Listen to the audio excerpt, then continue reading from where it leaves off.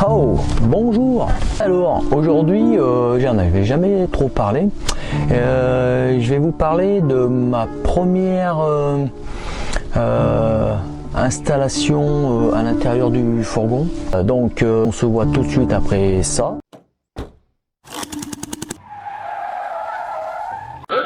Donc oui, comme je vous le disais au tout début, la première installation, c'était juste une installation comme ça. À l'intérieur, j'avais fait un truc dans l'idée de faire juste des petits week-ends, partir le week-end, c'est une pique-nique, une petite vadrouille. Mais quand même avec un petit peu d'isolation quand même, quoi. Dans un premier temps, j'ai commencé par isoler le sol. Et donc moi, pour ce faire, j'ai utilisé de la feutrine à peu près 2 cm d'épaisseur avec isolation multicouche. Il y a plusieurs couches à l'intérieur. Si je me souviens bien, c'était 7 couches.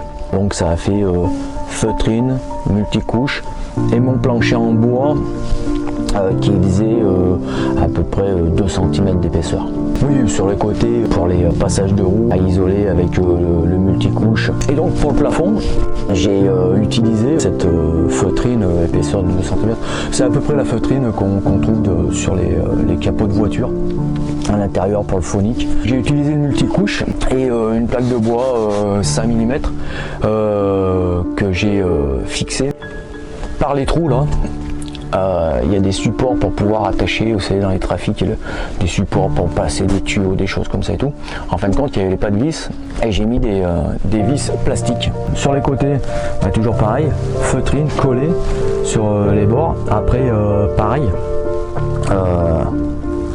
de l'isolation isobule avec plaque d'aluminium de chaque côté, ce qui était beaucoup plus rigide.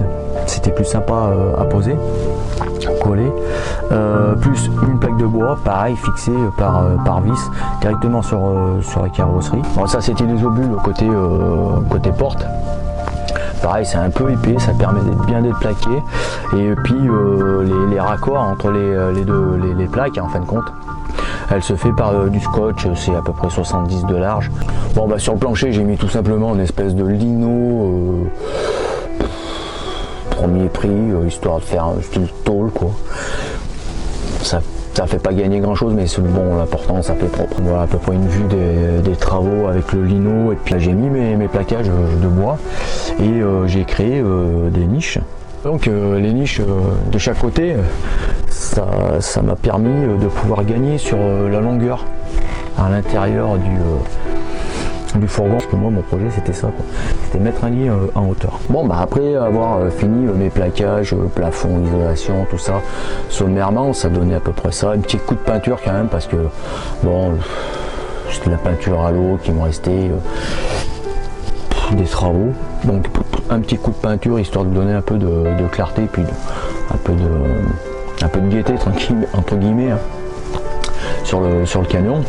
Voilà, les deux coffres, là on voit bien la niche, les passages de roues. Et bon, à l'époque, j'avais prévu qu'une aération, parce que déjà la validation VSP, je ne savais même pas que ça existait, et ce qui me permettait de ventiler un peu le fourgon. Mon but, moi, ça a été de mettre un lit en travers du fourgon et un lit en long, pensant pouvoir optimiser la place. Voilà ce que ça pouvait donner au départ avec les deux lits.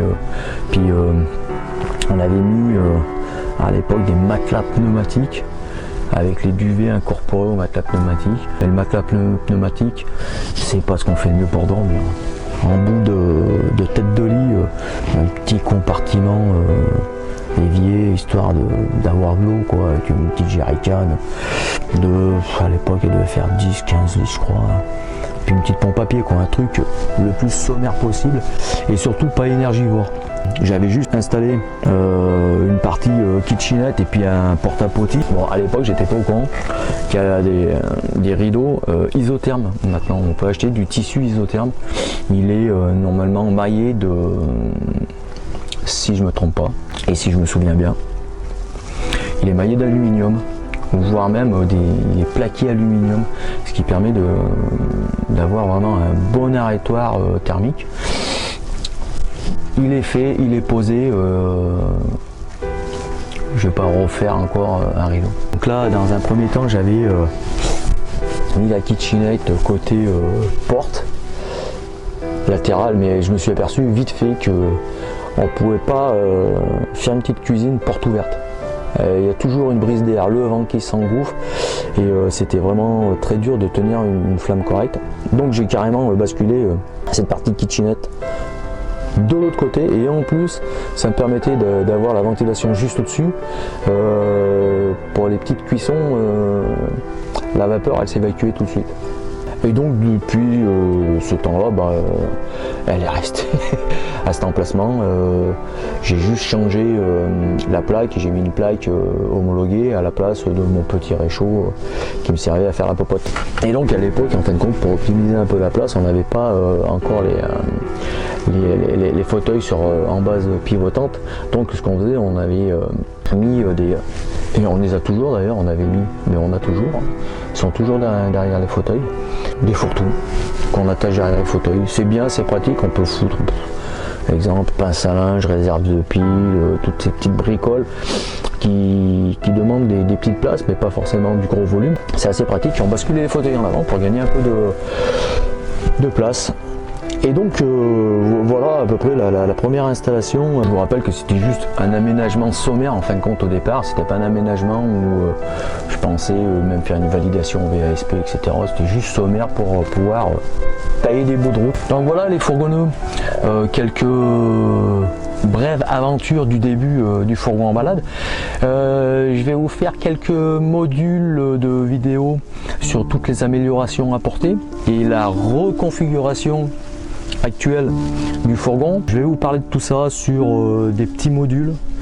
Je vais partir du début ou de la fin du fourgon pour pouvoir vous expliquer comment j'ai fait, si je me souviens, puisque je suis un peu une personne qui travaille à l'intuition, et puis aussi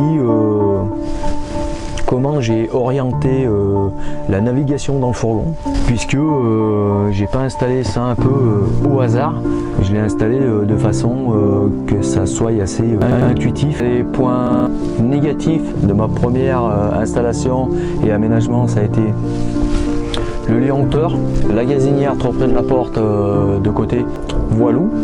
J'ai fait le tour à peu près du début de ces modules. Je vous dis à bientôt pour une prochaine vidéo sur l'amélioration du fourgon depuis son départ.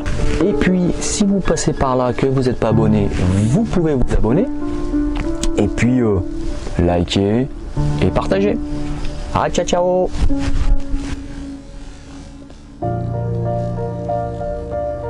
T'es pas abonné? Tu peux t'abonner.